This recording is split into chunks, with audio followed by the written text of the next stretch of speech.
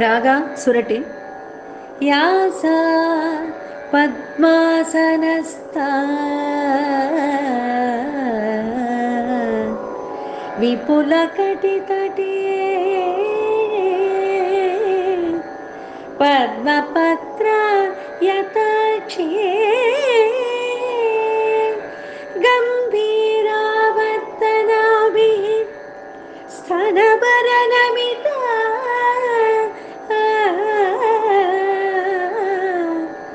ಶುಭ್ರವಸ್ತ್ರೋತ್ತರೇ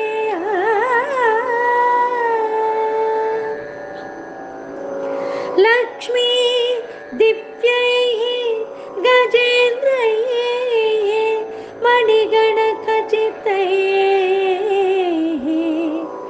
ಸ್ನಾಪಿತಾ ಹೇಮಕುಂಭೈಃ ನಿತ್ಯೋ ಸಾ ಪದ್ಮಹಸ್ತಾ ಮಮ ವಸತು ಗೃಹೇ ಸರ್ವಮಂಗಲ್ಯ ಯುಕ್ತಾ.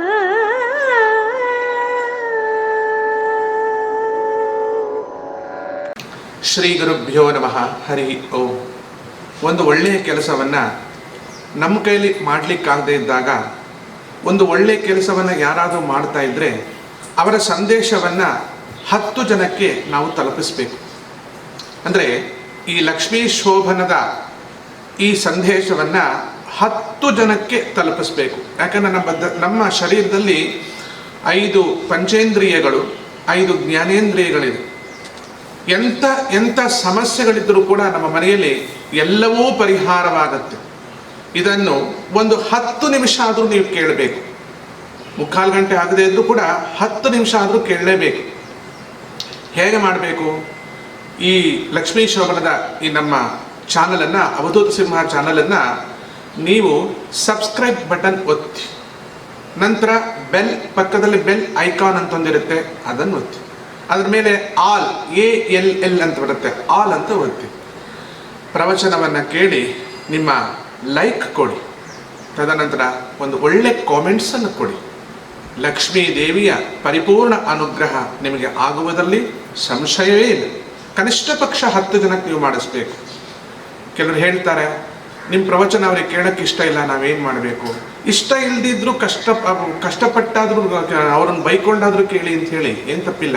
ಯಾಕಂದರೆ ನನ್ನ ಮೇಲೆ ದ್ವೇಷ ಇರ್ಬೋದು, ಆದರೆ ನನ್ನ ಪ್ರವಚನದ ಮೇಲೆ ಅವರಿಗೆ ದ್ವೇಷ ಎಂದೂ ಬರೋಲ್ಲ. ಯಾಕೆಂದರೆ ಇದು ಕೇವಲ ಭಗವತಿಯ ವಿಚಾರವನ್ನು ತಿಳಿಸುವುದು ಮಾತ್ರವೇ ವಿನಃ ಬಿಟ್ಟರೆ ಬೇರೆ ಲೌಕಿಕ ವಿಚಾರಗಳು ಇದರಲ್ಲಿ ಅಡಗಿಲ್ಲ. ಶೋಭಾನೆ 69ನೆಯ ಪದ್ಯದ ಭಾವಾನುವಾದವನ್ನು ಮುಂದುವರಿಸೋಣ. ಯಾವ ಮಹಾಲಕ್ಷ್ಮಿ ತನ್ನ ಕರದಲ್ಲಿ ಆ ಹೂವಿನ ಮಾಲಿಕೆಯನ್ನು ಹಿಡ್ಕೊಂಡು ಬರ್ತಾ ಇದ್ದಾಳೆ ಭಗವಂತನ ಹತ್ತಿರ, ಅದರಲ್ಲಿ ನಾನಾ ಕುಸುಮಗಳಿಂದ ಮಾಡಿದ ಮಾಲೆಯ ಶ್ರೀ ನಾರಿ ತನ್ನ ಕರದಲ್ಲಿ ಅಂತ ಹೇಳಿದ. ಅಂದರೆ ದೇವರ ಕೆಲವು ಸಲ ನಾನು ನಿನ್ನೆ ಹೇಳಿದೆ, ತುಳಸಿಗೆ ಗಣಪತಿಗೇನಾದ್ರು ನೀವು ತುಳಸಿ ಹಾಕಬೇಕು ಅಂತಿದ್ರೆ, ರುದ್ರದೇವರಿಗೆ ನೀವೇನಾದರೂ ಕೇದಿಗೆ ಹಾಕಬೇಕು ಅಂತಿದ್ರೆ, ಬ್ರಹ್ಮದೇವರಿಗೆ ನೀವೇನಾದರೂ ಸಂಪಿಗೆ ಏರಿಸಬೇಕು ಅಂತಿದ್ರೆ, ಸೂರ್ಯನಿಗೆ ನೈದಿಲೆ ಪುಷ್ಪವನ್ನು ಸಮರ್ಪಿಸಬೇಕು ಅಂತಿದ್ರೆ, ಅಂದರೆ ವಿಧಿಯಲ್ಲಿ ಹೇಳದ ಪುಷ್ಪಗಳವೆಲ್ಲ ಆ ದೇವತೆಗಳಿಗೆ ಬೇಡ. ಅವರಿಗೆ ಬೇಡವಾದ್ದನ್ನೇ ನೀವು ಕೊಡಬೇಕು ಅನ್ನೋ ತೀರ್ಮಾನ ನಿಮಗೆ ಯಾಕೆ? ಒಂದು ಪಕ್ಷ ಹಾಗೆ ಕೊಡಬೇಕು ಅಂತಿದ್ರೆ ನೀವು ಅದನ್ನು ದೇವರಿಗೆ, ಅದು ಶ್ರೀಹರಿಗೆ ಸಮರ್ಪಿಸಿ. ದೇವರು ಅಂದರೆ ಅವರು ದೇವರಲ್ವಾ? ಅಲ್ಲ, ಅವರು ದೇವತೆಗಳು. ದೇವರು ಅಂದರೆ ಪರಮಾತ್ಮ, ಪರಮಾತ್ಮ ಅಂದರೆ ನಾರಾಯಣ, ನಾರಾಯಣ ಅಂದರೆ ವಿಷ್ಣು, ವಿಷ್ಣು ಅಂದರೆ ಏನು? ಆಮ್ನಿಪೊಟೆಂಟ್, ಆಮ್ನಿಪ್ರೆಸೆನ್ಸ್, ಆಮ್ನಿಸೆನ್ಸ್. ಅದಕ್ಕೆ ಅದು ಹೆಸರೇ ಮಹಾನಾರಾಯಣ ಉಪನಿಷತ್ ಅಂತಲೇ ಇದೆ. ಇಂಥ ಭಗವಂತಗೆ ನಾವು ಸಮರ್ಪಿಸಿ ಆ ನಿರ್ಮಾಲ್ಯವನ್ನು ಆ ದೇವತೆಗಳಿಗೆ ಕೊಟ್ಟರೆ ಅವರು ಅದನ್ನು ಪ್ರಸಾದ ರೂಪದಲ್ಲಿ ಸ್ವೀಕರಿಸ್ತಾರೆ. ಯಾಕೆಂದರೆ ಅವರ ಹೆಸರೇ ಸುರಾಹ, ಸುಷ್ಟು ರಮಂತೆ ಇತಿ ಸುರಾಹ. ಯಾವಾಗಲೂ ತೃಪ್ತಿ ಪಡುವರು. ಯಾವುದರಿಂದ? ಭಗವಂತನ ಪ್ರಸಾದವನ್ನು ಸ್ವೀಕಾರ ಮಾಡುವುದರಿಂದ ತೃಪ್ತಿ ಪಡುವರು ಅಂತ ಅರ್ಥ. ಈಗೊಂದು ಪ್ರಶ್ನೆ ಬರುತ್ತೆ. ಏನು ಪ್ರಶ್ನೆ? ಸೂರ್ಯನಿಗೆ ಕಮಲ ಇಷ್ಟ ಆಗತ್ತೆ, ಹಾಗಾಗಿ ನಾವು ಸೂರ್ಯನ ಕಮಲವನ್ನೇ ಕೊಟ್ಟು ಬಿಡೋಣ. ಚಂದ್ರನಿಗೆ ನೈದಿಲೆ ಇಷ್ಟ ಆಗತ್ತೆ, ಚಂದ್ರನಿಗೆ ನೈದಿಲೆಯನ್ನೇ ಕೊಟ್ಟು ಬಿಡೋಣ. ಗಣಪತಿಗೆ ಗರಿಕೆ ಇಷ್ಟ ಆಗತ್ತೆ, ಗಣಪತಿಗೆ ಗರಿಕೆಯೇ ಕೊಡೋಣ.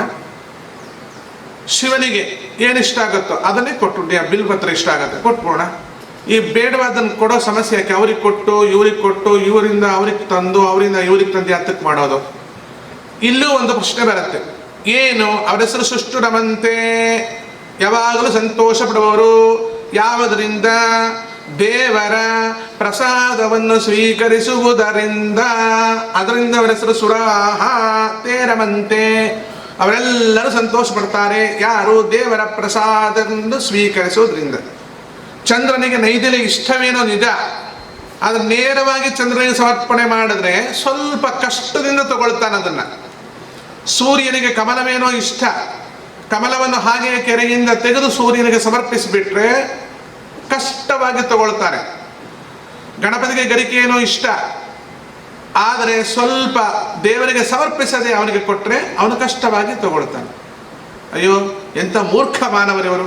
ಶಾಸ್ತ್ರದಲ್ಲಿ ನಾವು ಹೇಳಿದ್ದೇವೆ, ಸುಷ್ಟುರಮಂತೆ ಇತಿದೆ ಸುರಾಹ ತೇರಮಂತೆ ಸುರಾಹ. ನಾವು ಯಾವಾಗಲೂ ಭಗವಂತನ ಪ್ರಸಾದವನ್ನು ಸ್ವೀಕರಿಸಿಯೇ ಸಂತೋಷ ಪಡುವುದರಿಂದ ನಮಗೆ ಸುರರು ಅಂತ ಹೆಸರಿರೋದನ್ನ ಇವರು ತಿಳ್ಕೊಳ್ಳದೆ ನೇರವಾಗಿ ನಮಗೆ ಕೊಡ್ತಾರಲ್ಲ ಅಂತ ಅವರು ಸ್ವಲ್ಪ ಬೇಜಾರು ಮಾಡ್ಕೊಳ್ತಾರೆ. ಅಂದರೆ ಅವರಿಗೆ ಇಷ್ಟವಾದ ಪುಷ್ಪಗಳನ್ನು ಕೊಡುವಾಗಲೂ ನೀವು ಭಗವಂತನಿಗೇ ಸಮರ್ಪಿಸಿಕೊಡ್ಬೇಕು. ಇನ್ನೂ ಕೆಲವರಿದ್ದಾರೆ, ಖಟ್ಟ ಇದು ಆಚರಣೆ ಮಾಡೋರು, ಕೆಟ್ಟ ಅಲ್ಲ ಖಟ್ಟ ಆಚರಣೆ ಮಾಡೋರು. ಅವರೇನು ಮಾಡ್ತಾರೆ ಗೊತ್ತಾ? ದೇವರಿಗೆ ಏರಿಸಿದ ತುಳಸಿಯನ್ನ ಗಣಪತಿಗೆ ಹಾಕಲಿಕ್ಕೆ ಭಯ ಪಡ್ತಾರೆ, ಏನಾಗ್ಬಿಡುತ್ತೋ ಏನೋ ಅಂತ. ಅಷ್ಟರ ಮಟ್ಟಿಗೆ ಆ ಶಾಸ್ತ್ರದಲ್ಲಿ ಯಾವ ಪುಷ್ಪವನ್ನ, ಯಾವ ಪತ್ರವನ್ನ ಯಾವ ದೇವರಿಗೆ ಹಾಕಿ ಏರಿಸಿ ಹೇಗೆ ಪೂಜೆ ಮಾಡಬೇಕು ಅಂತ ಸ್ಪಷ್ಟವಾಗಿ ಬರೆದಿದ್ದಾರೆ. ಇದರಿಂದಲೇ ನಾನಾ ಕುಸುಮಗಳಿಂದ ಮಾಡಿದ ಮಾಲೆಯ ಅಂತ ವಾದಿರಾಜರು ಹಾಕಿದ್ದಾರೆ. ಶ್ರೀ ನಾರೀ ತನ್ನ ಕರದಲ್ಲಿ. ವ್ಯಾಕರಣದ ಪ್ರಕಾರ ಏನಾಗಬೇಕಾಗಿತ್ತು ಗೊತ್ತಾ? ನಾನಾ ಕುಸುಮಗಳಿಂದ ಮಾಡಿದ ಮಾಲೆಯ ಶ್ರೀ ನಾರಿ ತನ್ನ ಕರದಲ್ಲಿ ಪೀನಕಂಧರದ ತ್ರಿವಿಕ್ರಮರಾಯನ ಕೊರಳಿನ ಮೇಲಿಟ್ಟು ನಮಿಸಿದಳು ಅಂತಿದೆಯಲ್ವಾ? ಶ್ರೀ ನಾರಿ ತನ್ನ ಕರದಲ್ಲಿ ಅಂತ ಹೇಳಿಬಿಟ್ಟಿದ್ದಾರಲ್ಲ, ವ್ಯಾಕರಣ ಸರಿ ಇಲ್ವಲ್ಲ? ಅಲ್ಲಿ ಏನಾಗಬೇಕಾಗಿತ್ತಲ್ಲಿ? ಶ್ರೀ ನಾರಿ ತನ್ನ ಕರದಿಂದ ಪೀನಕಂಧರದ ತ್ರಿವಿಕ್ರಮರಾಯನ ಕೊರಳಿನ ಮೇಲಿಟ್ಟು ನಮಿಸಿದಳು ಅಂತ ಆಗ್ಬೇಕಾಗಿತ್ತು. ಕರದಿಂದ ಏನದು? ಶ್ರೀ ನಾರಿ ತನ್ನ ಕರದಲ್ಲಿ ಅಂತ ಹೇಳಿದ್ದಾರೆ. ಶ್ರೀನಾರಿ ತನ್ನ ಕರದಲ್ಲಿ ಪೀನಕಂಧರದ ತ್ರಿವಿಕ್ರಮರಾಯನ್. ಶ್ರೀನಾರಿ ತನ್ನ ಕರದಿ ಅಂತ ಹೇಳಬೇಕಾಯ್ತು. ಕರದಲ್ಲಿ ಯಾಕೆ ಬಂತದು? ಯಾಕೆ ಬಂತು ಗೊತ್ತಾ? ಕರದಲ್ಲಿ ಮೊದಲು ತೆಗೆದುಕೊಳ್ಬೇಕು, ತಗೊಂಡು ಅದನ್ನು ನೀರಿನಲ್ಲಿ ಅದ್ದಬೇಕು, ಅಂದರೆ ಶುದ್ಧ ಮಾಡಬೇಕು, ತದನಂತರ ದೇವರಿಗೆ ಸಮರ್ಪಿಸಬೇಕು ಅನ್ನೋದು ದೃಷ್ಟಿ. ಕರದಲ್ಲಿ ಮೊದಲು ಕರದಲ್ಲಿ ತಗೊಳ್ಳಿ, ಆ ಹೂವನ್ನು ಶುದ್ಧ ಮಾಡಿ. ನೋಡಿ, ಇವರೇನು ಹೇಳ್ತಾರೆ? ಕರದಲ್ಲೇ ತಗೊಂಡು ಶುದ್ಧ ಮಾಡಿ ಅಂತ ಹೇಳ್ತಾರೆ. ನಾವೇನು ಮಾಡ್ತೀವಿ ಗೊತ್ತಾ? ನಮ್ಮ ಮನೇಲೆಲ್ಲ ಅವಳು ಹೂ ತರ್ತಾಳೆ ಮಾರ್ಕೆಟಿಂದ, ನೆಲದ ಮೇಲೆ ಇಡ್ತೀವಿ. ಅಲ್ಲಿ ನೆಲದ ಮೇಲೆ ಇಡ್ಲಿಕ್ಕೆ ಹೇಳಿಲ್ಲ, ಕರದಲ್ಲಿ ತಗೋ ಅಂತ ಹೇಳಿರೋದು. ಇಡೋ ನೆಲದ ಮೇಲೆ ಅದಕ್ಕೊಂದು ಚೊಂಬು ನೀರು ಗೊಜ್ಜೋದು, ಚಿಂಪಡಿಸೋದು, ಮನೆಯೆಲ್ಲ ಒದ್ದೆ. ಅದನ್ನು ತಂದು ಮತ್ತೆ ಒಳಗಿಡೋದು. ಅವಳು ಗಂಡ ಹೇಳ್ತಾನೆ, ಮಡಿಲಿ ಕೂತಿರ್ತಾನೆ, ಮಹಾ ಮಡಿರಾಯ, ತಂದಿಡೋ. ಇಟ್ಟಾಗ ಅವನೊಂದು ಚೊಂಬು ನೀರು ಗೊಜ್ಜೋದು, ಆಟದ ಹೂ ಸತ್ತೆ ಹೋಗಿರೋದು. ವ್ಯಂಕಮ್ಮ ಅಂತ ಒಬ್ಬರಿದ್ರು, ವ್ಯಂಕಮ್ಮ ಅಲ್ಲ, ಅವಾಗ ರಟ್ಟೆ ಗಾತ್ರ ಮೀಸೆ ಗಡ್ಡ ಇತ್ತು. ನಮ್ಮ ಮನೆ ಹತ್ರನೇ ಇತ್ತು ವ್ಯಂಕಮ್ಮ. ಅದೇಂದ್ರೆ ವ್ಯಂಕಮ್ಮಗೆ ರಟ್ಟೆ ಗಾತ್ರ ಮೀಸೆ ಗಡ್ಡ ಇತ್ತು ಅಂದರೆ ಪಾಪ ಅವ್ರು ಬ್ಯೂಟಿ ಪಾರ್ಲರ್ಗೆ ಹೋಗ್ತಿರ್ಲಿಲ್ಲ. ಅದಕ್ಕೆ ಆಯಮ್ಮ ಏನು ಮಾಡ್ತಾ ಇತ್ತು ಅಂದರೆ ಮೆಣಸಿನ್ಕಾಯಿನ, ಹುಣಸೆ ಹಣ್ಣನ್ನ, ಉಪ್ಪನ್ನ, ಬೆಲ್ಲನ ಎಲ್ಲ ಕಟ್ಟೆ ಮೇಲೆ ಇಡಿಸ್ತಾ ಇದ್ರು ಅಂಗಡಿಯಿಂದ ತರಿಸಿ. ತಾವು ತರ್ತಿರ್ಲಿಲ್ಲ, ಅಂಗಡಿಯವನಿಗೆ ಹೇಳ್ತಾ ಒಂದು 10 ರೂಪಾಯಿ ಜಾಸ್ತಿ ಕೊಡೋರು ಪಾಪ ಅಂತಂದು ಅಲ್ಲಿ ಇಡ್ತಿದ್ದ. ಆ ಬೆಲ್ಲದ ಮೇಲೆ, ಉಪ್ಪಿನ ಮೇಲೆ, ಹುಣಸೆ ಹಣ್ಣಿನ ಮೇಲೆ ಎಲ್ಲದ್ರ ಮೇಲೂ ನೀರು ಹಾಕ್ಬಿಡೋರು. ಅವ್ರ ಮನೆ ಅಡುಗೆ ದೇವರೇ ಗತಿಯಪ್ಪ, ತಿಂದ್ರೆ ಏನು ಅಲ್ಲಿ ಹುಣಸೆ ಹಣ್ಣಲ್ಲಿ ನೀರು ಹಾಕಿದ್ರೆ, ಮೆಣಸಿನ್ಕಾಯಿ ಮೇಲೆ ನೀರು ಹಾಕಿದ್ರೆ, ಉಪ್ಪಲ್ಲಿ ನೀರು ಹಾಕಿದ್ರೆ ಆಳ್ದು ಉಳಿದಷ್ಟು ರುಚಿ ಏನಿರತ್ರಿ. ಇದೊಂಥರ ಹುಚ್ಚು ಮಡಿಗಳು. ಕರದಲ್ಲಿ ಅಂದ್ರೆ ಕೈಯೊಳಗೆ ಮೊದಲು ಹೂವನ್ನ ತಗೊಳ್ಬೇಕು, ತದನಂತರ ಅದನ್ನ ನೀರಿನಲ್ಲಿ ಅದ್ದಿ ಭಗವಂತನಿಗೆ ಸಮರ್ಪಿಸಬೇಕು. ತುಳಸಿ ಪತ್ರವನ್ನ ನೀರಿನಲ್ಲಿ ಅದ್ದಲೇಬಾರದು, ಪುಷ್ಪಗಳನ್ನ ನೀರಿನಲ್ಲಿ ಅದ್ದಲೇಬೇಕು. ಈ ದೃಷ್ಟಿಯಲ್ಲಿ ಶ್ರೀ ನಾರಿ ತನ್ನ ಕರದಲ್ಲಿ ಮೊದಲು ಆ ಪುಷ್ಪವನ್ನ ತನ್ನ ಕೈಯಲ್ಲಿ ಹಾಕೊಂಡ್ಲಂತ. ಯಾಕೆ ಅಂದ್ರೆ ಕೈ ಕರ ಅನ್ನೋದಕ್ಕೆ ಬಿಡಿಸ್ತೀನಿ ನಾನು. BBC ಬ್ರಿಟಿಷ್ ಬ್ರಾಡ್ಕಾಸ್ಟಿಂಗ್ ಕಾರ್ಪೊರೇಷನ್, ಅದೇ ಅದನ್ನ ನೆನಪಿರ್ಲಿ ಅಂತ ಅಷ್ಟೇ. ಹೇಗೆ ಬಿಡಿಸ್ಬೇಕು, ಕರ ಅಂದ್ರೆ ಏನು? ಕ್ರೇ ವಿಕ್ಷೇಪೆ, ಕ್ರೇ ವಿಕ್ಷೇಪೆ ಅನ್ನೋ ಧಾತು ಅದು. ಬೇರೆ ಬೇರೆ ಕಡೆ ತಂದಿರೋ ಈ ಹೂವಿನ ಮಾಲೆ, ಅದರಲ್ಲಿ ಏನಾದರೂ ದೋಷ ಇದ್ರೆ ತನ್ನ ಕರದಲ್ಲಿ ಇರ್ತಕ್ಕಂತಹ ಅಗ್ನಿ ಆ ದೋಷವನ್ನ ವಿಕ್ಷೇಪೆ, ಸುಟ್ಟು ಹಾಕಲಿ. ಕ್ರೇ ಪ್ಲಸ್ ವಿಕ್ಷೇಪೆ. ಎಲ್ಲೆಲ್ಲಿಂದನೋ ತಗೊಂಡ್ಬಂದಿದ್ದಾರೆ ಆ ಹೂವು. ಆ ಹೂವಲ್ಲಿ ಏನೇನು ನೆಗೆಟಿವ್ ಫೋರ್ಸ್ ಇದೆಯೋ ಏನು ಗೊತ್ತು, ಋಣಾತ್ಮಕ ಶಕ್ತಿಗಳು ಯಾರ್ಯಾರ ದೋಷಗಳದಲ್ಲಿ ಅಡಗಿದ್ಯೋ ಏನು ಗೊತ್ತು. ಹಾಗಾಗಿ ಮೊದಲು ಕೈಯಿಂದ ತಗೊಂಡ್ಬಿಟ್ಲವಳು. ಯಾಕೆ ತಗೊಂಡ್ಲು ಅಂದ್ರೆ ಕೈಯಲ್ಲಿ ಕ್ರೇ ವಿಕ್ಷೇಪೆ ಅಂದ್ರೆ ಅಗ್ನಿ ಇದೆ ಲಕ್ಷ್ಮೀದೇವಿಯ ಕೈಯಲ್ಲಿ. ಅವಳ ಹೆಸರೇ ಅಗ್ನಿವರ್ಣ ತಪಸಾ ಜ್ವಲಂತಿ ವೈರೋಚನೀಂ ಕರ್ಮ ಫಲೇ ಚುರುಷ್ಟಾಂ ದುರ್ಗಾಂ ದೇವೀಂ ಸುತರಸಿತರಸೆ ನಮಃ ಅಂತ ಬರುತ್ತೆ ನೋಡಿ. ಲಕ್ಷ್ಮೀ ಕೈಯಲ್ಲಿ ಏನು ಅಗ್ನಿ ಇರೋದು, ಲಕ್ಷ್ಮಿ ಯಾರ್ಯಾರ ಕೈಯಲ್ಲಿ ಇದೆಯೋ ಅವ್ರಿಗೆಲ್ಲ ಅಗ್ನಿ. ಲಕ್ಷ್ಮಿ ಯಾರ್ಯಾರ ಕೈಯಲ್ಲಿ ಇದೆ ನೋಡಿ, ಅವ್ರ ಕೈಯೆಲ್ಲ ಸುಡ್ತಾನೇ ಇರುತ್ತೆ, ಅವಾಗಲೂ ಗರಂ ಆಗಿರುತ್ತೆ. ಅವ್ರ ಕೈ ಗರಂ ಆಗಿದೆ ಅಂತ ಹೆಂಗೆ ಗೊತ್ತಾಗತ್ತೆ ಗೊತ್ತಾ? ಅವ್ರ ಮೈ ಗರಂ ಆಗಿರುತ್ತೆ. ಮೈ ಗರಂ ಆಗಿದೆ ಅಂತ ಹೆಂಗೆ ಗೊತ್ತಾಗತ್ತೆ ಗೊತ್ತಾ? ತಲೆ ಗರಂ ಗರಂ ಗರಂ ಆಗಿರುತ್ತೆ. ಈ ದುಡ್ಡನ್ನು ಏನು ಮಾಡಲಿ, ಎಲ್ಲಿಡಲಿ, ಎಲ್ಲಿಟ್ರೆ ಬದುಕುತ್ತೆ, ಎಲ್ಲಿಟ್ರೆ ಸತ್ತೋಗುತ್ತೆ. ಇಷ್ಟಲ್ಲೇ ಬಿಸಿ ಆಗಿಬಿಟ್ಟಿರ್ತಾರ ಅವ್ರು. ಆ ಅರ್ಥ ಅಲ್ಲ. ಲಕ್ಷ್ಮೀ ದೇವಿಯ ಪಾಣಿಯಲ್ಲಿ, ಅಂದ್ರೆ ಪಾಣಿ ಅಂದ್ರೆ ಕೈ, ಕೈಯಲ್ಲಿ ಅಗ್ನಿ ಇದೆ ಅಂತ ಅರ್ಥ ಒಂದೇ ಅಲ್ಲ. ಎಲ್ಲ ಜೀವನಲ್ಲೂ, ಅದರಲ್ಲೂ ಯದ್ಯಪಿ ಮಾನವ ಜೀವನಲ್ಲಿ ಪ್ರತಿಯೊಬ್ಬರಲ್ಲೂ ಕೈಯಲ್ಲಿ ಅಗ್ನಿ ಇದೆ. ಅಗ್ನಿ ಇರೋದ್ರಿಂದ ಕೈ ಬೆಚ್ಚಗಿದೆ. ಯಾರಲ್ಲಿ ಅಗ್ನಿ ಪ್ರಮಾಣ ಜಾಸ್ತಿ ಇದೆಯೋ ಅವರಲ್ಲಿ ವೈದ್ಯಕೀಯ ಅಂಶ ಜಾಸ್ತಿ ಇರುತ್ತೆ. ಆದ್ರಿಂದ ರುದ್ರ ಹೇಳುತ್ತೆ, ಅಯಂ ಮೇ ಹಸ್ತೋ, ರುದ್ರ ಮಂತ್ರ ಹೇಳುತ್ತದೆ, ಅಯಂ ಮೇ ಹಸ್ತೋ ಭಗವಾನ್, ಅಯಂ ಮೇ ಭಗವತ್ತರಃ, ಅಯಂ ಮೇ ವಿಶ್ವಭೇ ಏಷ ಜೋಗ್ಯಂ ಶಿವಾಭಿಮರ್ಶನಃ. ಅದಕ್ಕೆ ಗುರುಗಳು ಯಾವಾಗಲೂ ಕೈ ಹಿಂಗೆ ಮಾಡ್ತಾರೆ ನೋಡಿ, ಕಾಲನ್ನು ಹಿಂಗೆ ಮಾಡಲ್ಲ ಅಲ್ವಾ? ಅದು ಬಾಟಾ ಶೂಟ್ ಕಂಪ್ನಿಯಲ್ಲಿ ಮಾತ್ರ ಮಾಡೋದು ಕಾಲು ಹಿಂಗೆ, ಯಾಕಂದ್ರೆ ಸೈಜ್ ಬೇಕಾಗತ್ತಲ್ಲ ಅವರಿಗೆ. ಅದು ಕರದಲ್ಲಿ ಅಲ್ಲ, ಇದು ಕೆರದಲ್ಲಿ. ಈ ಕರವನ್ನು ಹೀಗೆ ಯಾಕೆ ಹಿಡಿತೀವಿ ಅಂತಂದ್ರೆ, ಇಲ್ಲಿರ್ತಕ್ಕಂಥ ಉಷ್ಣಾಂಶವು, ಈ ಬೆಂಕಿಯು, ಈ ಅಗ್ನಿಯು ಯಾರನ್ನಾದ್ರೂ ಸ್ಪರ್ಶಿಸಿದರೆ ಸಾಕು ಅವರ ರೋಗ ತೊಲಗಬೇಕು, ತೊಲಗಿ ಹೋಗುತ್ತೆ.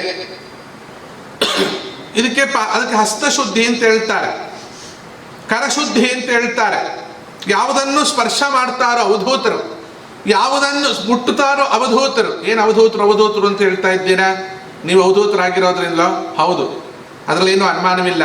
ತನ್ನನ್ನು ತೊಳೆದುಕೊಂಡುವ, ಜಗತ್ತನ್ನು ತೊಳೆಯುವ, ಎಲ್ಲ ವಿಧಿಗಳನ್ನು ಬಿಟ್ಟವ, ಎಲ್ಲ ನಿಷೇಧಗಳನ್ನು ತೊರೆದವ ಅಂತಹ ಅವಧೂತನ ಕೈ ಬ್ರಹ್ಮಜ್ಞಾನಿಯ ಕೈ. ಆದ್ದರಿಂದ ಆ ಕೈಯಲ್ಲೂ ಕೂಡ ಅಗ್ನಿ ಇರುತ್ತೆ. ಮೊದಲು ಕೈಯಿಂದಲೇ ಹೂವನ್ನ ತಗೊಳ್ಬೇಕು.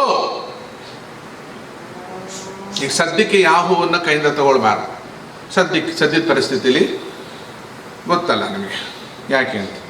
ಈ ರೀತಿಯಾಗಿ ತನ್ನ ಕೈಯಲ್ಲಿ ಇಟ್ಕೊಂಡು ಮೊದಲು ಲಕ್ಷ್ಮೀದೇವಿ ಅಲ್ಲಿ ಹಾಕಿ ಸೇರಿಸ್ಕೋಬೇಕು. ಏನು, ಮಾಲೆಯನ್ನ ಕರದಲ್ಲಿ ಇಟ್ಟು ಅಂತ ಮೊದಲು ಸೇರಿಸ್ಕೊಳ್ಳಿ. ಮುಂದೇನಿದೆ, ಪೀನ ಕಂಧರದ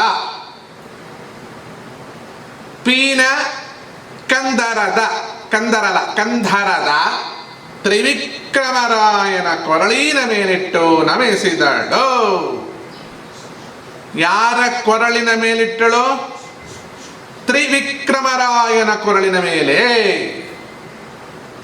ನೋಡಿ, ಶೋಭಾನವೆನ್ನೀರೆ ಸುರರೋಳು ಸುಬಗನಿಗೆ ಶೋಭಾನವೆನ್ನೀರೆ ಸುಗುಣನಿಗೆ ಶೋಭಾನವೆನ್ನೀರೆ ತ್ರಿವಿಕ್ರಮರಾಯನಿಗೆ ಶೋಭಾನವೆನ್ನೀ ಸುರಪ್ರಿಯಗೆ ಶೋಭಾನೆ. ಈ ಕಾವ್ಯ ಆರಂಭವಾಗುವ ಮೊದಲು ತ್ರಿವಿಕ್ರಮರಾಯ ಬಂದಿದ್ದ. ಮಧ್ಯದಲ್ಲಿ ಎಲ್ಲೂ ತ್ರಿವಿಕ್ರಮರಾಯನ ಹೆಸರು ಬರೋಲ್ಲ ನೋಡಿ. ಬೇರೆ ಬೇರೆ ಕಡೆ ಎಲ್ಲ ಕೃಷ್ಣನೇ ಬಂದದ್ದು. ಯಾರ ಮೇಲೆ ಹೆಚ್ಚಿನ ದೋಷವನ್ನು ಜಗತ್ತೂನ ಜನರು ಆರೋಪಣೆ ಮಾಡಿದ್ದಾರೋ ಅಂತಹವನ ರೂಪವನ್ನು ಹಿಡಿದುಕೊಂಡು ಅವನ ರೂಪ ಮೂಲ ನಾರಾಯಣನೇ ಆಗಿರೋದ್ರಿಂದ ಒಂದ್ ಪಕ್ಷ ಕೃಷ್ಣನ ಮೇಲೆ ದೋಷ ಬಂದ್ರೆ ಬರ್ಲಿ ಬಿಡು, ರಾಮನ್ ದೋಷ ಇಲ್ವಲ್ಲ, ವರಾಹನ್ ದೋಷ ಇಲ್ವಲ್ಲ, ನರಸಿಂಹನ್ ದೋಷ ಇಲ್ವಲ್ಲ ಅಂತ ಸುಮ್ಮನೆ ಕೂತು ಬಿಟ್ರೆ ಇಡೀ ಮೈಯಲ್ಲಿ ಎಲ್ಲೇ ಗಾಯ ಆದ್ರೂ ಸಮಸ್ಯೆನೇ. ಸಕ್ಕರೆ ಕಾಯಿಲೆ ಅವರಿಗೆ ಅಲ್ವಾ? ಹಾಗೆ ಶ್ರೀಹರಿಯು ಸಿಹಿಯ ಉತ್ತಮ ಅಂಶ. ಎಲ್ಲಾದ್ರೂ ನಾವು ಕೊಂಕು ಮಾಡಿದ್ರೆ ಇಡೀ ದಶಾವತಾರಕ್ಕೆ ಬಂದ್ಬಿಡುತ್ತೆ. ಇಡೀ ದಶಾವತಾರಕ್ಕೆ ದೋಷ ಬಂದ್ಬಿಟ್ರೆ ಮೂಲನಾರಾಯಣನಿಗೂ ದೋಷ ಬಂದ್ಬಿಡುತ್ತೆ. ಆದ್ರಿಂದ ಕೃಷ್ಣನ ಅವತಾರಕ್ಕೆ ದೋಷವನ್ನು ಆರೋಪಣೆ ಮಾಡಿರೋದ್ರಿಂದ ಅದನ್ನು ತೊರೆದು ಹಾಕಲೇಬೇಕು ಎನ್ನುವ ಉದ್ದೇಶದ ಶ್ರೀ ಮಹಾಲಕ್ಷ್ಮಿ ಈ ಶೋಭನೆಯಲ್ಲಿ ತಾನು ಭಗವಂತನ ಕಥೆಯನ್ನು ಹೇಳ್ತಾ ಹೇಳ್ತಾ ಸರ್ವ ಸಜ್ಜನರಿಗೂ ಶೋಭನವನ್ನ ಹಾಡುತ್ತಾ ಹಾರೈಸ್ತಾ ಇದ್ದಾಳೆ. ಮಧ್ಯದಲ್ಲಿ ಉಪಸಂಹಾರ ಮಾಡುವಾಗ ಉಪಸಂಹಾರಕ್ಕೆ ಎಂದು ಬಂದಿತ್ತು, ಸಂತಾರಾಮನ ಪದವ ಅಂತ ಬಂದಿತ್ತು. ಅಲ್ಲಿ ಶ್ರೀರಾಮಚಂದ್ರ ಬಂದು ಈಗ ಮತ್ತೆ ತ್ರಿವಿಕ್ರಮ ಬಂದದ್ದು. ಯಾವ ತ್ರಿವಿಕ್ರಮ? ಅದೇನು ಯಾವ ತ್ರಿವಿಕ್ರಮ? ಪುನಃ ಅದನ್ನು ಎಷ್ಟು ಜನ ತ್ರಿವಿಕ್ರಮರಿದ್ದಾರೆ? ಎಷ್ಟು ತ್ರಿವಿಕ್ರಮ ಅನ್ಲಿಕ್ಕೆ? ಇದ್ದಾರೆ. ಯಾರು ಗೊತ್ತಾ? ತ್ರಿವಿಕ್ರಮ ರಾಯನ ಅಂತ ಹೇಳಿ ಕೊರಳಿನ ಮೇಲಿಟ್ಟು ನಮಿಸಿದಳು ಅಂತಾರಲ್ಲ. ತ್ರಿವಿಕ್ರಮ ಅಂದ್ರೆ ಏನು? ಯಾರದು ಗೊತ್ತಲ್ಲ? ತ್ರಿವಿಕ್ರಮ ಅಂದ್ರೆ ವಾಮನ ಯಜ್ಞಕ್ಕೆ ಬಂದ, ಬಲಿಚಕ್ರವರ್ತಿಯಲ್ಲಿ 3 ಹೆಜ್ಜೆಯನ್ನ ಬೇಡಿದ, ತದನಂತರ 3 ಹೆಜ್ಜೆಯನ್ನು ದಾನ ಕೊಟ್ಟ ಮೇಲೆ ಅತಲ ವಿತಲ ಸುತಲ ತಲಾತಲ ರಸಾತಲ ಮಹಾತಲ ಪಾತಾಳವನ್ನ, ಭೂಲೋಕ ಭುವರ್ಲೋಕ ಮಹೋಲೋಕ ಜನೋಲೋಕ ತಪೋಲೋಕ ಸತ್ಯಲೋಕವನ್ನ ಅಳದಂತಹ ಒಂದು ವಿರಾಟ್ ರೂಪ ಇದೆಯಲ್ಲ, ಅದೇ ತಾನೇ ತ್ರಿವಿಕ್ರಮ ಅಲ್ಲ. ಆ ತ್ರಿವಿಕ್ರಮ ಇಲ್ಲಿ ಬರಲಿಲ್ಲ. ಆ ತ್ರಿವಿಕ್ರಮನಿಗೆ ಇಲ್ಲಿ ಕೆಲಸ ಇಲ್ಲ. ಆ ತ್ರಿವಿಕ್ರಮ ರೂಪದ ಕೆಲಸ ಒಂದಿತ್ತಲ್ಲ, ಅದು ಮುಗಿದು ಹೋಗಿದೆ. ಎಲ್ಲಿ ಮುಗಿದು ಹೋಗಿದೆ? ವಾಮನ ಬೇಡಿದ್ದಾಯ್ತು, ಬಲಿಚಕ್ರವರ್ತಿ ದಾನ ಕೊಟ್ಟಿದ್ದಾಯ್ತು, 100 ಯಾಗವನ್ನ ಶತಕೃತವನ್ನ ಹಾಳು ಮಾಡಿದ್ದಾಯ್ತು, ಬಲಿಚಕ್ರವರ್ತಿಯನ್ನ ಪಾತಾಳ ಲೋಕಕ್ಕೆ ತುಳಿದದ್ದು ಆಯಿತು, ಮುಗೀತು, ಸಮಾಪ್ತಿ ಆಯಿತು. ದಿ ಎಂಡ್ ಆಫ್ ದ ಅವತಾರ ಅಲ್ಲಿಗೆ ಮುಗೀತು ತ್ರಿವಿಕ್ರಮ ಅವತಾರ. ಆದರೆ ಇಲ್ಲಿ ಹೇಳುವ ತ್ರಿವಿಕ್ರಮ ಆ ಅವತಾರದ ತ್ರಿವಿಕ್ರಮನಲ್ಲ. ಏನದು? ವೈರಾಜ, ವಿರಾಜ ಅಲ್ಲ, ವೈರಾಜ ಸಂಭೂತಿ ಎನ್ನುವ ಒಂದು ಮಾಮೂಲಿ ದಂಪತಿಗಳವರು. ತುಂಬ ಹೆಸರುವಾಸಿ ದಂಪತಿಗಳೇನಲ್ಲ ಅವರು. ಅವರಲ್ಲಿ ಭಗವಂತ ಅವತಾರ ಮಾಡಿದ್ದ. ಅವನ ಹೆಸರು ಅಜಿತ ಅಂತ ಹೇಳಿ, ಅಜಿತ ಅಂತ ಹೆಸರಿಟ್ಕೋತಾರಲ್ವಾ, ಅಜಿತ. ಈ ಅಜಿತವನ್ನ ಸ್ವಲ್ಪ ಬಿಡಿಸೋಣ. ಜಿತ ಅಂದ್ರೆ ಗೆಲ್ಲುವುದು, ಅಜಿತ ಅಂದ್ರೆ ಗೆಲ್ಲಲಿಲ್ಲ ಅಂತ ಆಗುತ್ತೆ. ಹೇಗ್ರಿ ಅದು? ದೋಷ ಅಂದ್ರೆ ಗೊತ್ತಲ್ಲ, ಅದೋಷ ಅಂದ್ರೆ ದೋಷ ಇಲ್ಲ. ರಾತ್ರಿ ಅಂದ್ರೆ ಗೊತ್ತಲ್ವ, ಅರಾತ್ರಿ ಅಂದ್ರೆ ರಾತ್ರಿ ಅಲ್ಲ. ಧರ್ಮ ಗೊತ್ತಲ್ವ, ಅಧರ್ಮ ಅಂದ್ರೆ ಧರ್ಮ ಅಲ್ಲ. ಜ್ಞಾನ ಗೊತ್ತಲ್ವ, ಅಜ್ಞಾನ ಅಂದ್ರೆ ಜ್ಞಾನ ಅಲ್ಲ. ಹೀಗೆ ಜಿತ ಅಂದ್ರೆ ಗೆದ್ದವ, ಅಜಿತ ಅಂದ್ರೆ ಗೆದ್ದವನಲ್ಲ ಅಂತ ಆಗತ್ತಲ್ಲ. ಏನು ಇಂಥ ಅಂಜು ಬುರುಕನ ಇವನು ಅಲ್ಲ. ಜಿತ ಅಂದ್ರೆ ಗೆಲ್ಲುವವ, ಅಜಿತ ಅಂದ್ರೆ ಗೆಲ್ಲಲಿಲ್ಲ. ಏನನ್ನು ಗೆಲ್ಲಲಿಲ್ಲ ಇವನು? ಇವನು ಏನನ್ನು ಗೆಲ್ಲಿಲ್ಲ? ಯಾವ ಕೆಟ್ಟ ಕರ್ಮಗಳನ್ನು ಗೆಲ್ಲಲಿಲ್ಲ. ಹೌದಾ? ಅಲ್ಲ ರೀ, ಕೆಟ್ಟ ಕರ್ಮಗಳೊಡನೆ ಯುದ್ಧ ಮಾಡಿ ಗೆಲ್ಲುವ ಹುಚ್ಚುತನ ಮಾಡಲಿಲ್ಲ. ಕೆಸರನ್ನ ಹೋಗಿ ಗಂಗಾ ನದಿ ಮಾಡ್ತೀನಿ ಅನ್ನಲಿಲ್ಲ. ಅಮೇಧ್ಯವನ್ನ ಸುಮೇಧ್ಯ ಮಾಡ್ತೀನಿ ಅಂತ ಹೇಳಲಿಲ್ಲ. ಕಪ್ಪನ್ನ ಬೆಳ್ಳಗೆ ಮಾಡ್ತೀನಿ ಅಂತ ಹೋಗಲಿಲ್ಲ ಅಷ್ಟೇ. ಇವನು ಗೆಲ್ಲಲಿಲ್ಲ. ಏನು ಗೆಲ್ಲಲಿಲ್ಲ? ಕುಕರ್ಮಗಳನ್ನು ಗೆಲ್ಲಲಿಲ್ಲ.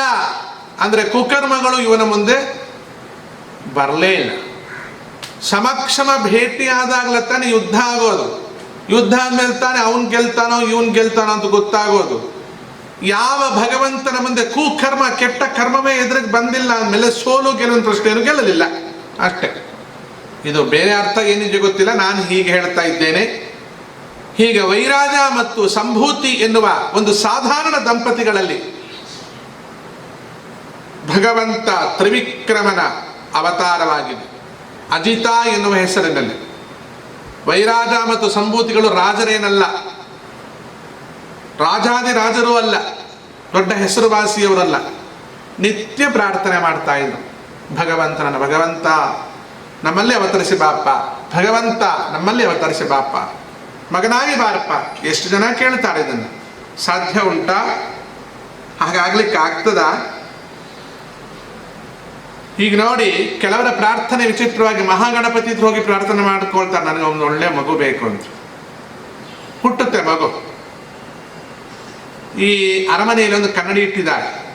ಆ ಕನ್ನಡಿ ಮುಂದೆ ನಿಂತ್ಕೊಂಡ್ರೆ ನಾವು ಅಡ್ಡಡ್ಡ ಆಗಿ ಕಾಣ್ತೀವಿ.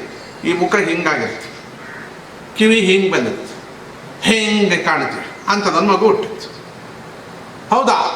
ಯಾಕೆ? ನೀವು ಯಾರನ್ನು ಪ್ರಾರ್ಥನೆ ಮಾಡಿದ್ದು? ಗಣಪತಿ ಅಲ್ವ? ಮತ್ತು ಅವನದ ಅಂಶ ಬರಬೇಕಲ್ಲ ಅಲ್ಲಿ. ಈಗ ಆಂಜನೇಯನನ್ನು ಪ್ರಾರ್ಥನೆ ಮಾಡ್ತಾ ಮಕ್ಕಳಾಗಲಿ ಅಂತ ಅನ್ನತು ಮಗು. ಯಾಕಂಗಂತ ಇದೆ? ಡಾಕ್ಟರ್ ಹತ್ರ ಹೋಗಬೇಡಿ, ಆಂಜನೇಯನ ಹತ್ರನೇ ಹೋಗಿ. ಅವನು ಹೇಳ್ತಾನೆ, ನನ್ನ ಅಂಶವನ್ನು ನಾನು ಕೊಟ್ಟಿದ್ದೇನೆ. ನಿಮಗೆ ಸುಂದರನಾದ ಮುದ್ದಾದ ಮಗು ಬೇಕೇ? ನೀವು ವಿಷ್ಣುವನ್ನ ಪ್ರಾರ್ಥನೆ ಮಾಡಿ, ನಾರಾಯಣನನ್ನ ಪ್ರಾರ್ಥನೆ ಮಾಡಿ. ಸರಿ, ರುದ್ರದೇವರನ್ನ ಪ್ರಾರ್ಥನೆ ಮಾಡಿದ್ದೇವೆ, ನಮಗೆ ಮಕ್ಕಳಾಗಿದೆ. ಹೌದಾ? ಯಾವಾಗಲೂ ಅಳತಿರ್ತಾರೆ ನೋಡಿಬೇಕಾದ್ರೆ.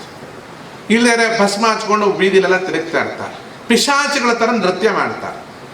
ಯಾವ ದೇವತೆಯನ್ನು ನೀವು ಅನವರತವಾಗಿ ಪ್ರಾರ್ಥನೆ ಮಾಡಿ ಸಂತಾನಕ್ಕೋಸ್ಕರ ನೀವು ಪ್ರಾರ್ಥನೆ ಮಾಡಿದ್ರೆ ಅದೇ ದೇವತೆ ಅಂಶವೇ ಬರೋದು.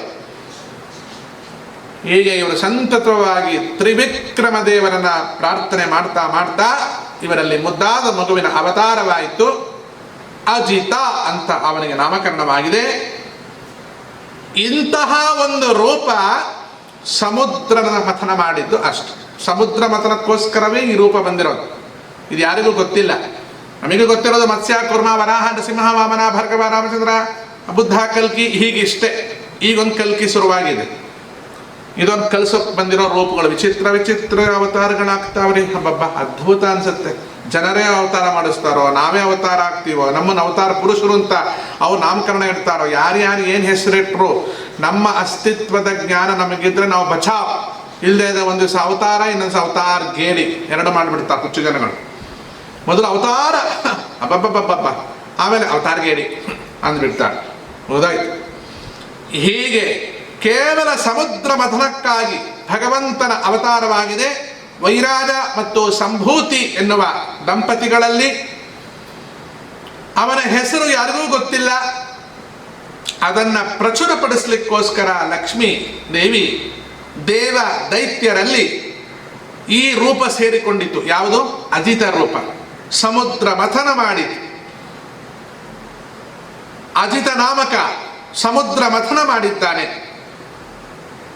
ಹಾಗೆ ಸಮುದ್ರ ಮಥನ ಮಾಡಿದಾಗ ಆ ರೂಪ ಅಲ್ಲೇ ಇತ್ತಲ್ಲ, ಶ್ರೀಹರಿಯ ರೂಪ ಅಲ್ಲೇ ಇತ್ತಲ್ಲ, ಅಜಿತ ರೂಪನಾಗಿ ನಿಲ್ಬ. ಮತ್ತೆ ಅದೇ ರೂಪಕ್ಕೆ ಮಾಲೆಯನ್ನು ಹಾಕಬೇಕಲ್ವ ಈಗ.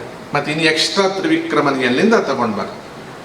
ಅದಕ್ಕೆ ರಾಜರು ತ್ರಿವಿಕ್ರಮರಾಯ ಅಂತ ಹೇಳಿಬಿಟ್ಟು, ಅಂದರೆ ಲಕ್ಷ್ಮಿ ಇನ್ಯಾವನೋ ಅಜ್ಜಿ ಸಾಕಾಗಿದೆ ಮೂಲನಾರಾಯಣನ ಸವಾಸ, ಇವನೊಬ್ಬ ಹೊಸ ಹುಡುಗ ಅಂತ ಎಲ್ಲಾದರೂ ಹಾರ ಹಾಕಿಬಿಟ್ಟಿದ್ದಾಳೆ ಅಂತ ತಪ್ಪು ತಿಳುವಳಿಕೆ ಬರಬಾರ್ದು. ಯಾಕೆಂದರೆ ವೈರಾಗ ಮತ್ತು ಸಂಭೂತಿಯಲ್ಲಿ ಅವತಾರ ಮಾಡಿದ ಆ ರೂಪವೂ ಶ್ರೀಮನ್ನಾರಾಯಣನೇ. ಮೂಲ ತ್ರಿವಿಕ್ರಮನು ಈ ಅಜಿತನೇ, ಶ್ರೀರಾಮಚಂದ್ರನು ಈ ಅಜಿತನೇ, ಶ್ರೀಕೃಷ್ಣನು ಈ ಅಜಿತನೇ, ಶ್ರೀ ವೇದವ್ಯಾಸ, ಪರಶುರಾಮ, ಮಹೀದಾಸ, ಧನ್ವಂತ್ರಿ, ದತ್ತಾತ್ರೇಯ, ಅನಂತಶಯನ ಶ್ರೀಮನ್ನಾರಾಯಣ ಅವರೆಲ್ಲಾನು ಇವನೇ ಅಂತ ತೋರಿಸ್ಲಿಕ್ಕೋಸ್ಕರ ಈ ಲಕ್ಷ್ಮಿಯ ಕರದಿಂದ ಮಾಲಿಕೆಯನ್ನು ಅಜಿತನ ಕೊರಳಿಗೇ ಹಾಕಿಸ್ತಾ ಇದ್ದಾರೆ ವಾದಿರಾಜರು. ವಾದಿರಾಜರು ಹಾಕ್ಸೋದಿಲ್ಲ ಅಂತ ಅವಳು ಹಾಕಲ್ವಾ ರೀ? ವಾದಿರಾಜರು ಹಾಕು ಅಂತ ಹೇಳಿದ್ದು ಯಾಕೆ? ಅಮ್ಮ ನಿನ್ನ ಮದುವೆ ನೋಡ್ಬೇಕು ಅಂತ ಕೇಳಿರ್ಬೋದು, ಅದಕ್ಕೆ ತೋರಿಸಿದ್ದಾಳೆ ಬಿಡಿಯವಳು. ಇಲ್ಲಿ ಅಜಿತ ರೂಪ ಅಂತಿದೆಯಲ್ಲ, ಅದು ಬಹಳ ವಿಶೇಷವಾದ ರೂಪ ಅಂತ ನಮ್ಗೆ ಅನಿಸೋ ಥರ ವೈಭವವನ್ನು ಪ್ರದರ್ಶನ ಮಾಡಿಲ್ಲ. ಪ್ರಾರಂಭದಲ್ಲಿ ಬಂದಿರತಕ್ಕಂಥ ತ್ರಿವಿಕ್ರಮರಾಯ ಅಂದ್ರೆ ಈ ಕಾವ್ಯದ ಆದಿಯಲ್ಲಿ ಬಂದಿರತಕ್ಕಂಥ ತ್ರಿವಿಕ್ರಮರಾಯ, ಮಧ್ಯದಲ್ಲಿ ಬಂದಿರತಕ್ಕಂಥ ಕೃಷ್ಣ, ನರಸಿಂಹ, ವಾಮನ, ಮತ್ಸ್ಯ ಅಂದ್ರೆ ಪದ್ಯಗಳಲ್ಲಿ ಬಂದಿತ್ತಲ್ಲ, ಅಂಬುದಿಯ ಬದುಕದಲ್ಲಿ ಒಡೆದು ಮೂಡಿದ ಕುರ್ಮ ಎಂಬ ಶ್ರೀಹರಿಯ ಪಿತನಾರು ಎಂಬ ಶ್ರೀಹರಿಯ ಪಿತನಾರು, ಅದರಿಂದ ಸ್ವಾಯಂಭವಗಳೆಲ್ಲ ಅವತಾರ ಶೋಭಾನೆ ಬಂದಿತ್ತಲ್ಲ ರೀ. ಶ್ರೀನಾರಸಿಂಹನ ಅವತಾರ ಶೋಭಾನೆ ಬೇಕಾದ ಕಡೆ ಬಂದಿದೆ ನೋಡಿ. ಇಂತಹ ಮತ್ಸ್ಯ, ಕೂರ್ಮ, ವರಾಹ, ನರಸಿಂಹ ಉಪಸಂಹಾರದಲ್ಲಿ ಬಂದಿರತಕ್ಕಂಥ ಸಂತ ರಾಮನ ಈ ರೂಪಗಳನ್ನೆಲ್ಲವನ್ನೂ ಕೂಡ ಅಜಿತ ನಾಮಕ ಭಗವಂತನಲ್ಲಿ ಐಕ್ಯ ಮಾಡಿಸುವ ಉದ್ದೇಶದಿಂದ ಲಕ್ಷ್ಮೀದೇವಿ ವಾಮನ ತ್ರಿವಿಕ್ರಮನಾಗಿ ಬಂದ ಮೂರ್ಲೋಕ ಅಳೆದ ಬಲಿಚಕ್ರವರ್ತಿಯ ಅವನ ತಲೆಯನ್ನು ತುಳಿದು ಗಂಗಾ ಪಡೆದಿರ್ತಕ್ಕಂಥ ರೂಪ ಇಲ್ಲಿ ಬಂದದ್ದು ಅಲ್ಲ, ಅದು ಆ ಕಾರ್ಯ ಮಾಡಿ ಮುಕ್ತಾಯ ಆಗಿದೆ.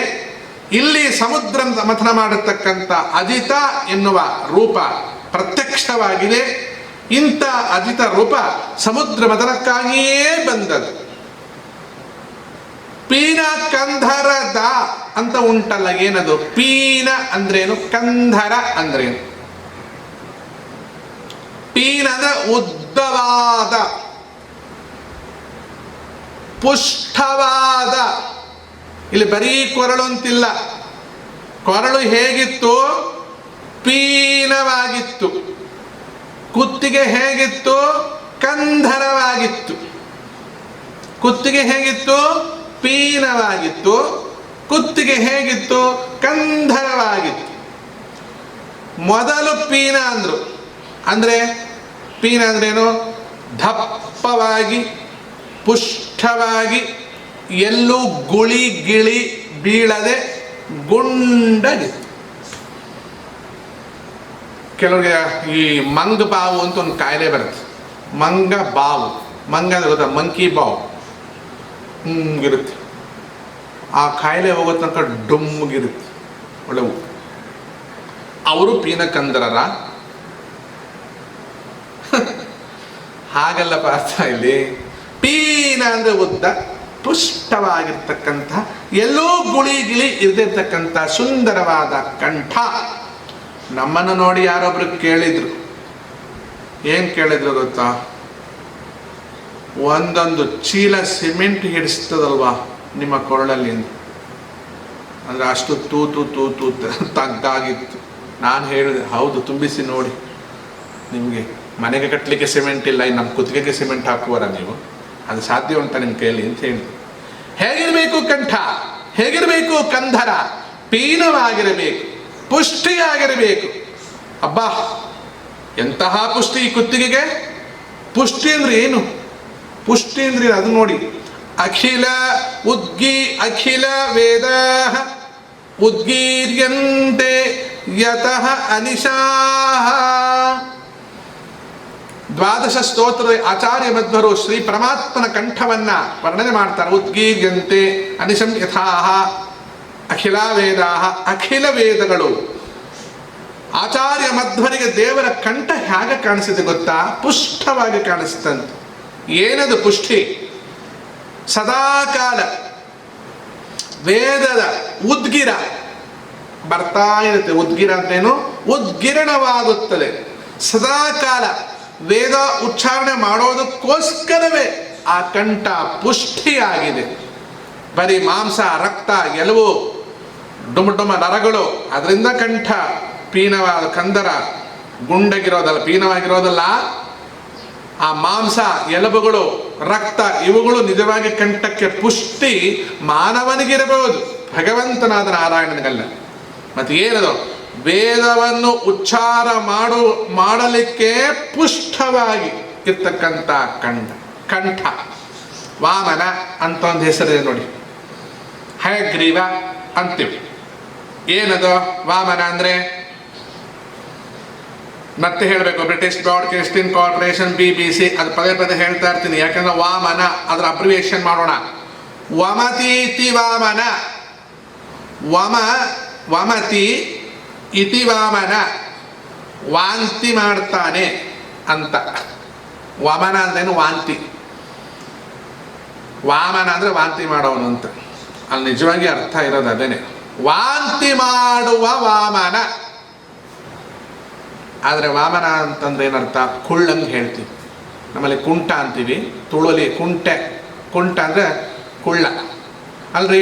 ನಮ್ಮಲ್ಲಿ ಕಾಲು ಸಣ್ಣಗಿದ್ದವರಿಗೆ, ಕಾಲಿಲ್ದವ್ರಿಗೆ ಕುಂಟ ಅಂತ ಹೇಳ್ತೀವಲ್ಲ. ಹೌದು, ಕಾಲು ಸಣ್ಣಗಿದ್ದಾಗ ಕಾಲಿಲ್ದವ್ರಿಗೆ ಹಿಂಗೆ ನೆಟ್ಟಿಗೆ ನಿಂತ್ಕೋತಾರ, ಹಿಂಗೆ ಆಗ್ಬಿಡ್ತಾರೆ ತಾನೆ. ಅದಕ್ಕೆ ನಾವು ಕುಂಟ ಅನ್ನೋದು. ಕಾಲು ನೆಟ್ಟಿಗೆಲ್ಲೇ ಬಿಡಲಿ, ಅವ್ನು ಕುಳ್ಳ ಇದ್ರೆ ಕುಂಟ ಅಂತಲೇ ಅರ್ಥ. ಹೀಗೆ ವಮತೀತಿ ವಾಂತಿ ಮಾಡ್ತಾನೆ. ಏನನ್ನು ವಾಂತಿ ಮಾಡ್ತಾನೆ? ಸಕಲ ವೇದಗಳನ್ನು ವಾಂತಿ ಮಾಡ್ತಾನಂತ. ಈ ವಾಂತಿಯನ್ನು ವೇದವಂತ ವಾಂತಿ ಮಾಡೋದು ಹೇಗೆ? ಯಾಜ್ಞವಲ್ಕ್ಯರುವಂಥ ಮಹರ್ಷಿಗಳಿದ್ರು, ಇದ್ರೇನು ಈಗಲೂ ಇದ್ದಾರೆ. ಅವರು ತಮ್ಮ ಗುರುವಿನಲ್ಲಿ ಅಧ್ಯಯನ ನಡೆಸ್ತಾ ಇದ್ರು. ಅಧ್ಯಯನ ನಡೆಸುವಾಗ ಆ ಗುರುವಿನ ತಂಗಿಯ ಮಗನೋ ಅಕ್ಕನ ಮಗನೋ, ಹಿಂದಿನ ಕಾಲದಲ್ಲಿ ತೊಟ್ಟಿ ಮನೆ ಅಂತ ಇರ್ತಿತ್ತು ನೋಡಿ. ತೊಟ್ಟಿ ಮನೆ ಇದ್ದಿದ್ದರಿಂದ ಆ ಹುಡುಗ ಬಾಳೆಹಣ್ಣಿನ ಸಿಪ್ಪೆಯನ್ನು ಜಾರಿ ಬಿದ್ದುಬಿಟ್ಟು ಸತ್ತು ಹೋದ. ಈಗ ಏನು ಮಾಡೋದು ಅನ್ನೋ ಧರ್ಮ ಸಂಕಟ ಆಗೋಯ್ತು ಋಷಿಗಳಿಗೆ. ತನ್ನ ಇನ್ನೊಬ್ಬ ಶಿಷ್ಯನನ್ನ ನೋಡು, ಅದಕ್ಕೆ ಪರಿಹಾರ ಏನು ಅಂತ ಕೇಳಿದ್ರು. ಪಕ್ಕದಲ್ಲೇ ಕುಳಿತಿರ್ತಕ್ಕಂತಹ ಯಾಜ್ಞವಲ್ಕ್ಯರು ಅದಕ್ಕೆ ಪರಿಹಾರ ಹೇಳಿಬಿಟ್ಟು ಗುರುಗಳಿಗೆ ಕೋಪ ಬಂತು. ಹೇ ಮೂರ್ಖ, ನಾನು ಕೊಟ್ಟಿರತಕ್ಕಂತಹ ಶಾಸ್ತ್ರಗಳನ್ನೆಲ್ಲ ವಮನ ಮಾಡಿಬಿಡು. ವಮನ ಅಂದರೆ ವಾಂತಿ ಮಾಡಿಬಿಡು. ನಾನು ಕೊಟ್ಟ ಎದೆ ಹಾಲು ಎಲ್ಲ ವಾಂತಿ ಮಾಡಿಬಿಡು ಅಂತ ಹೇಳ್ತಾರಲ್ಲ, ಹಾಗೆ ಹೇಳಿದವರು ಇದ್ದಾರಂತೆ. ಒಂದು ಜಾನಪದ ಕಥೆ ಉಂಟು. ಏನು ಗೊತ್ತಾ? ಪಾರ್ವತೀ ದೇವಿ ಇದು ಎಲ್ಲಿ ಪುರಾಣದಲ್ಲಿ ಇದೆ ಅಂತ ಹುಡುಕ್ಲಿಕ್ಕೆ ಹೋಗಬೇಡಿ, ಯಾರೋ ಜಾನಪದ ಕಥೆಯನ್ನು ನನಗೆ ಹೇಳಿದ್ರು. ಸುಬ್ರಹ್ಮಣ್ಯ ದೇವರಿಗೆ ಮದುವೆ ಮಾಡ್ಕೋ, ಗಣಪತಿಗೆ ಮದುವೆ ಮಾಡ್ಕೊ ಅಂತ ನನಗೆ ಹೇಳಲಿಕ್ಕೆ ಇಷ್ಟ ಇಲ್ಲ ಪಾಪ. ಯಾಕೆ ಅಂದರೆ ಅವನನ್ನು ಮದುವೆ ಮಾಡಿಕೊಂಡ್ರೆ ಹುಡುಗಿಗೆ ಕಷ್ಟ ಆಗ್ಬೋದು, ಆದ್ರಿಂದ ನೀನೊಬ್ಬ ಮದುವೆ ಮಾಡ್ಕೊ. ಬೇಡ ಬೇಡ ಬೇಡ ಬೇಡ, ಒಂದು ತಲೆ ಇಲ್ಲ 6 ತಲೆ ಇದ್ರೆ ಬೇಡ ತಾಯಿ ಬೇಡ ತಾಯಿ ಬೇಡ ತಾಯಿ. ಮದುವೆ ಮಾಡ್ಕೊಳ್ಳೇಬೇಕು ನೀನು. ಸರಿ, ಹಾಗಾದ್ರೆ ಹೆಣ್ಣು ನೀನು ನೋಡು. ಅವಳನ್ನು ನೋಡಿದ್ರೂ ಬೇಡ, ಇವಳನ್ನು ನೋಡಿದ್ರೂ ಬೇಡ, ಯಾರನ್ನು ನೋಡಿದ್ರೂ ಬೇಡ. ಕಣಗೊಂದು ಹುಡುಗಿಯನ್ನು ನೋಡ್ಕೊಂಡು ಬಂದೆ. ಅಪ್ಪ ಮಗನೇ, ಹುಡುಗಿ ಬಹಳ ಚೆನ್ನಾಗಿದ್ದಾಳೆ ಕಣ. ಹೌದಾ? ಹೇಗಿದ್ದಾಳೆ ಅವಳು? ಅವಳನ್ನ ಪಕ್ಕ ನಿಲ್ಲಿಸಿದ್ರೆ ನನ್ನ ಹಾಗೆ ಲಕ್ಷಣವಾಗಿದ್ದಾಳೆ ನೋಡೋನು. ಯಾಕೆ ಅವಳು ಹಂಗೆ ಹೇಳಿದ್ಲಪ್ಪ ಅಂದರೆ, ಇವಳ ಹೆಸರು ಸುಂದರಿ ದೇವಿ ಅಲ್ವಾ? ನಿಜವಾಗಿ ಪಾರ್ವತಿ ಹೆಸರು ಸುಂದರಿ ಅಂತ. ಸೌಂದರ್ಯಾಣ ಯಥಾ ಉಮಾ, ಸೌಂದರ್ಯ ಬೇರೆ ಅಲ್ಲ, ಉಮಾದೇವಿ ಬೇರೆ ಅಲ್ಲ. ಅದಕ್ಕೆ ಅವಳ ಹೆಸರು ತ್ರಿಪುರ ಸುಂದರಿ ಅಂತ. ಅಷ್ಟು ಚೆನ್ನಾಗಿದ್ದಾಳೆ ಅಂತ ಹೇಳಕ್ಕೆ ಅವಳು ಹೇಳಿದ್ಳು. ಆಗ ಷಣ್ಮುಖ ಹೇಳ್ತಾನೆ, ಅಮ್ಮ ನೋಡು, ನಿನ್ನ ಹಾಗೆ ಇರುವವಳು ನನಗೆ ನೀನೇ ಅಲ್ವಾ ತಾಯಿ, ಅವಳ ಜೊತೆ ನಾನು ಸಂಸಾರ ಮಾಡ್ಲಿಕ್ಕಾಗತ್ತಾ? ಇನ್ನು ಹೆಣ್ಣು ನೋಡ್ಲಿಕ್ಕೆ ಹೋಗ್ಬೇಡ, ಸಾಕು ಅಂದ್ಬಿಟ್ಟ. ಆಗ ಪಾರ್ವತಿ ಹೇಳ್ತಾಳೆ, ಮೂರ್ಖ, ನನ್ನನ್ನು ಇಷ್ಟೊಂದು ಕಾಡಿಸಿದಿ ನೀನು, ನಾನು ಕೊಟ್ಟ ಎದೆ ಹಾಲನ್ನು ಕಕ್ಕು ಬಿಡು ಅಂತ ಹೇಳಿದ್ಲಂತ. ಆ ಮಗು 6 ಬಾಯಿಂದಲೂ ಕಕ್ತಂತ. ಕಕ್ಕಿದ ಮೇಲೆ ಅದು ಭಸ್ಮದ ಉಂಡೆ ಆಯ್ತಂತೆ, ಭಸ್ಮದ ಗುಡ್ಡ ಆಯ್ತಂತೆ. ಅದು ಕುಮಾರ ಬೆಟ್ಟ ಅಂತ ಹೇಳಿ ಬಳ್ಳಾರಿ ಜಿಲ್ಲೆ ಹೊಸಪೇಟೆ ಹತ್ರ ಇದೆ. ಆ ಭಸ್ಮವನ್ನು ಅನೇಕ ರೀತಿಯಲ್ಲಿ ಔಷಧಿಗೆ ಉಪಯೋಗ ಮಾಡಿದವರಿದ್ದಾರೆ. ಚಂದ್ರಶೇಖರ ಭಾರತಿ ಮಹಾಸ್ವಾಮಿಗಳಿಂದ ನಿಮ್ಮ ಕಣ್ಣು ಮುಂದೆ ಕೂತ್ಕೊಂಡಿರೋ ಈ ಅಪ್ಪಾಜಿಯವರು ಕೂಡ ಅದನ್ನು ಭಸ್ಮವನ್ನು ಎಷ್ಟೋ ಜನದ ರೋಗಗಳಿಗೆ ಪರಿಹಾರವಾಗಿ ನಾವು ಕೊಟ್ಟಿದ್ದೇವೆ.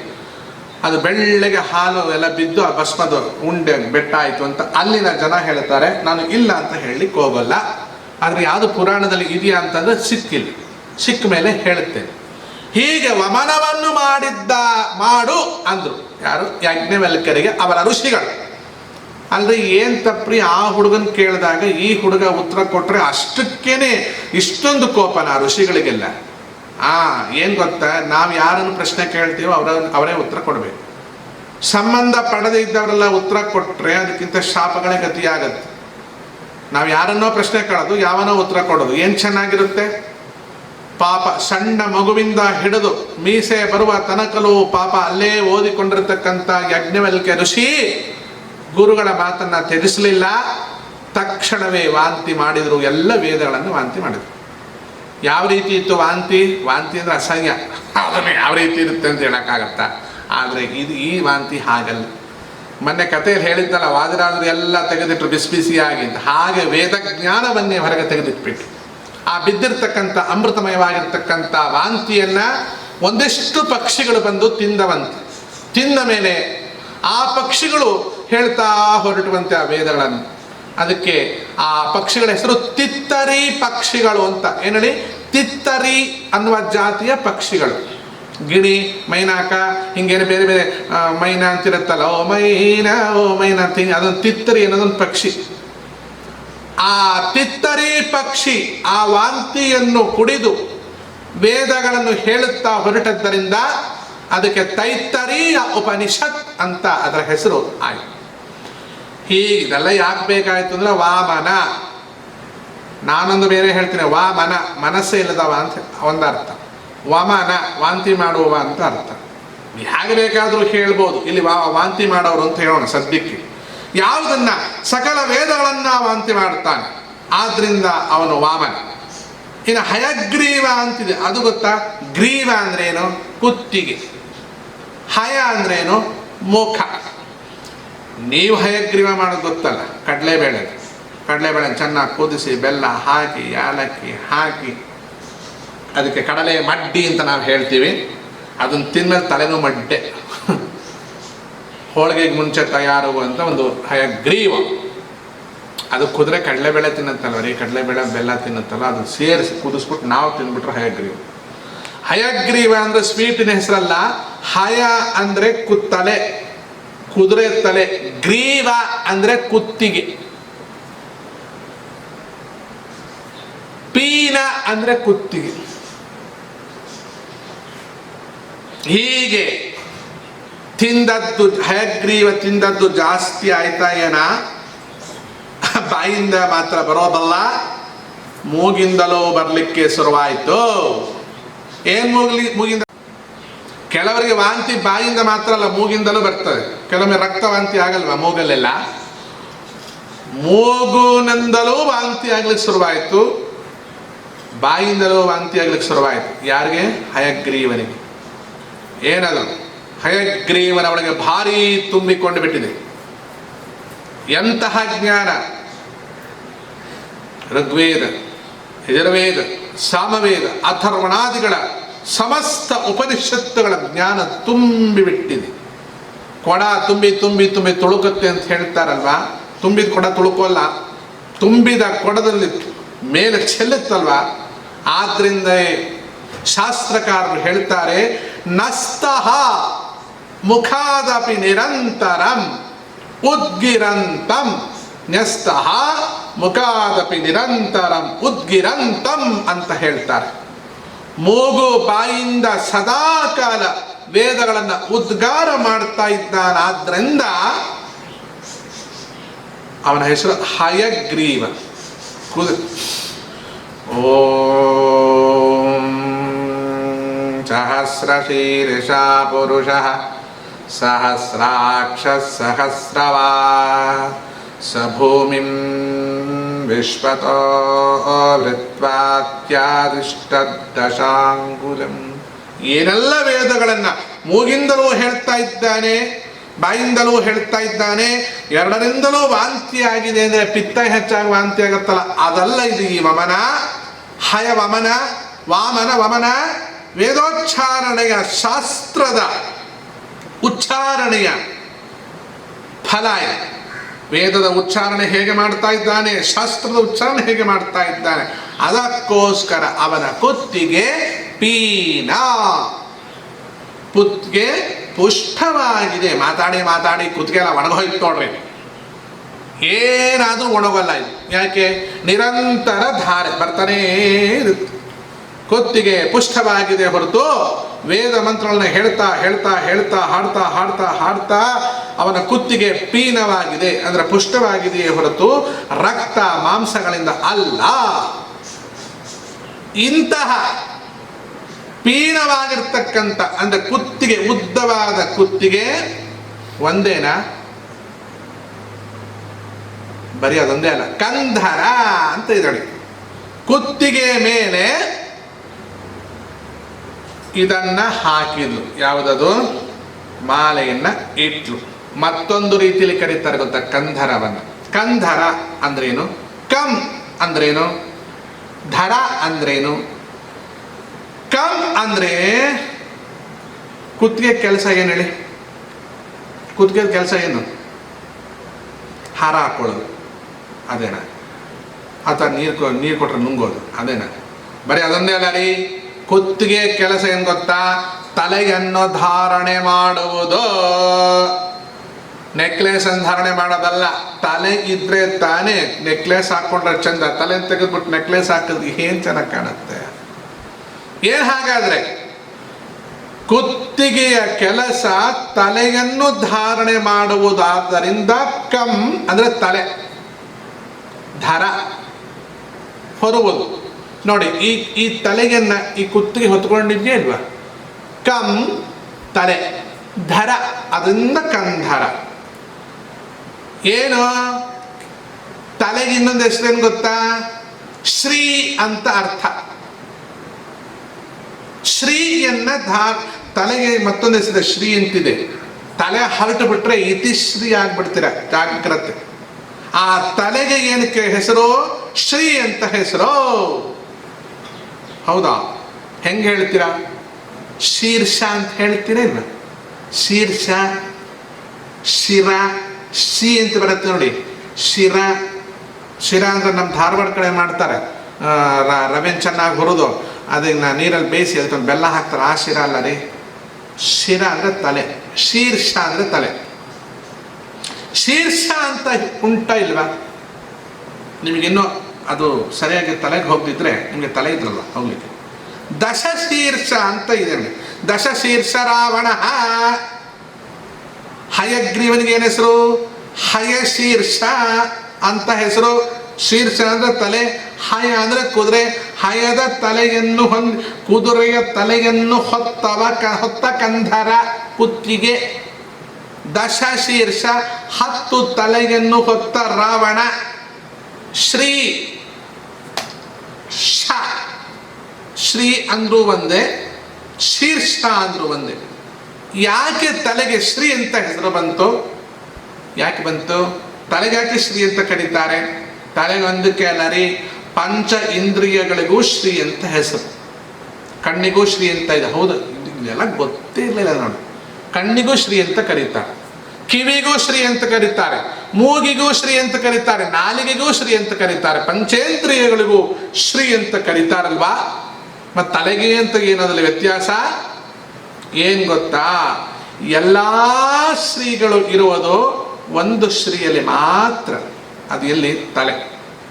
ತಲೆ ನೋಡಿ, ಈ ಕಣ್ಣು, ಈ 2 ಕಣ್ಣು. ತಲೆಗೆ ಯಾಕೆ ಬಹಳ ಬೆಲೆ ಹೇಳಿ? ತಲೆಗೆ ತುಂಬ ಬೆಲೆ ರೀ. ತಲೆ ಇಲ್ಲದವರಿಗೆ ಬೆಲೆ ಇಲ್ಲ. ನೋಡುವಂತ ವಿಶೇಷವಾದ ಇಂದ್ರಿಯ ಕಣ್ಣು ಅದು ಇಲ್ಲೇ ಇದೆ ನೋಡಿ, ತಲೆ ಒಳಗೆ ಇದೆ. ಮೂಸುವಂತಹ ವಿಶೇಷವಾದ ಇಂದ್ರಿಯ ಮೂಗು ಅದು ಇಲ್ಲೇ ಇದೆ ನೋಡಿ, ತಲೆ ಒಳಗೆ ಇದೆ. ಅಬ್ಬಾ, ಅದು ರುಚಿ, ಇದು ರುಚಿ, ಇದು ಸರಿ ಇಲ್ಲ, ಅದು ಸರಿ ಇಲ್ಲ.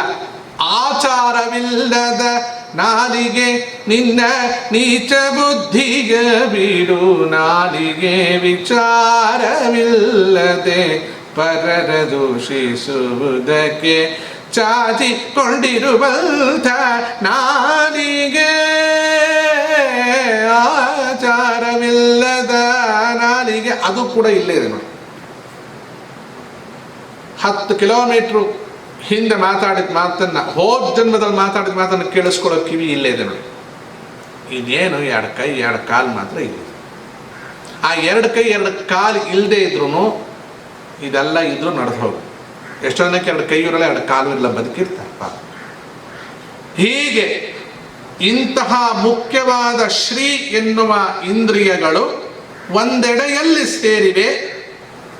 ಚರ್ಮ, ಕೈ, ಕಾಲು ಎಲ್ಲವೂ ಕೂಡ ಶ್ರೀಗಳೇ. ಅವೆಲ್ಲವೂ ತಲೆಯಲ್ಲೇ ಸೇರಿವೆ ಅಲ್ವಾ?